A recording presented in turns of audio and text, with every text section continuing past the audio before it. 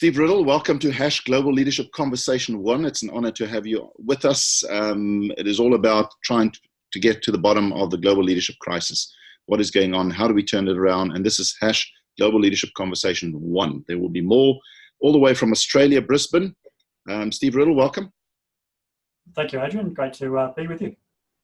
So yeah, simple, short interview to get your voice out there. We now have voices from all the way from New York to London to Australia, Africa, all over, and we will do it for the next few weeks and months, and then move over to conversation 2. And in the end, it ends up on Global Leadership Platform, which people can find at thinklead.app. But the first question, Steve, is what is the most important quality or attribute we need to develop, awaken, or improve in leaders if we are going to turn around this global leadership crisis? What do you put at the top of the list? Yeah, look, it's an interesting question, isn't it? Because it feels like there's so many answers it could be, but certainly in the last 3 or 4 years, for me, there's a couple of trends, and the highest, impact that I see for those leaders that have been most successful is quite simply because they care. So they're really quite interested in other people as much as themselves. It's not in spite of self, but it's certainly as much, if not more, than themselves. And I've certainly in the last few years, seen those leaders that are most successful are putting themselves, not second, but putting themselves in a position where they see the team as being, as important as themselves. And there's another piece to that, or link to that, is empathy.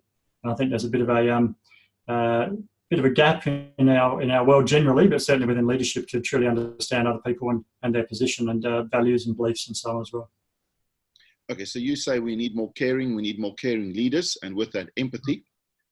Of course, we could have just a long conversation on this question, but very important. Why do you put that one at the top? There are so many you can choose, but just strengthen the case very quickly. Yeah, simply because I would put it down to success. So those leaders that I've been fortunate enough to coach and mentor, and those that I've just got to know, there's no doubt there's an underlying or an underpinning, we'll call it a cornerstone of success in leadership, that comes from the fact that they are the sort of people that are interested in other people and care, and as I said, have empathy for others and so on.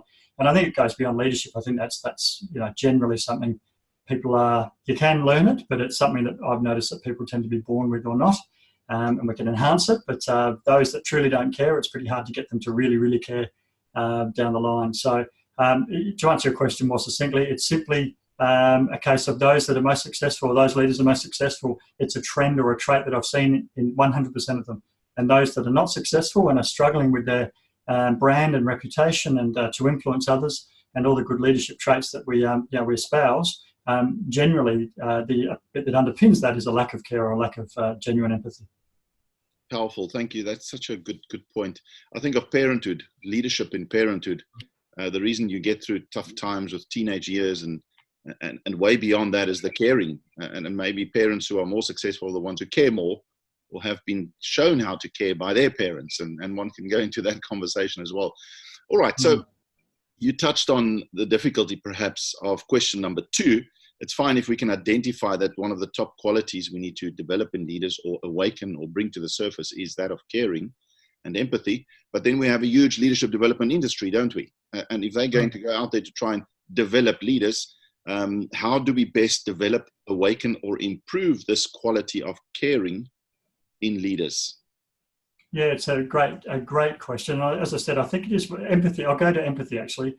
It's an interesting one. I think the way I describe this to some of my clients and those who are interested, I think if you have, as if you could measure it, but let's just say you could measure empathy and say if someone was 10 or 20% empathetic.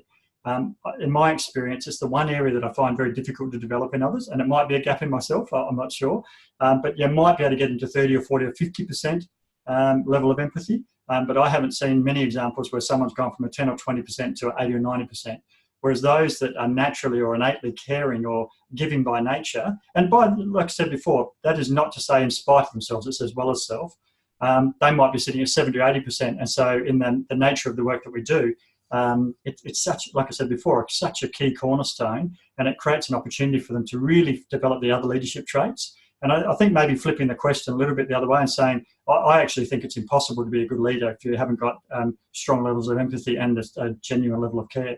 So the question is more about how can you possibly be a good leader without that?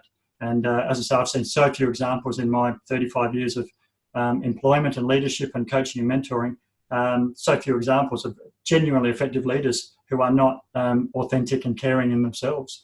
And the other point I make around that, Adrian, is it's not about being soft. I keep having this conversation too. People going, "Oh, that's all that soft stuff, or that fluffy stuff. That's for other people." And I would argue that they're the people that probably need the development the most. And that's one of the great challenges, is those that probably need the greatest level of leadership development are usually those who recognise it the least. So that's a sub point, but I think it is related to their care of self and care of others, self-awareness and so on. It is a dilemma we face, isn't it? Those who need it most don't see it. And the world allows for them to rise to the top, unfortunately, and to occupy those important positions.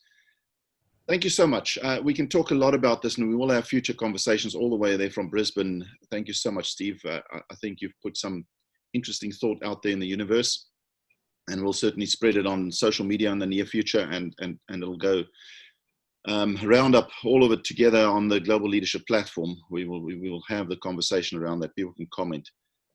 Thank you. You've given me food for thought. Steve Riddle from Coach Station, all the way in Australia, been in leadership development for so long. He's added and contributed to the #GlobalLeadershipConversation1 today, and we appreciate that. Thank you for your time.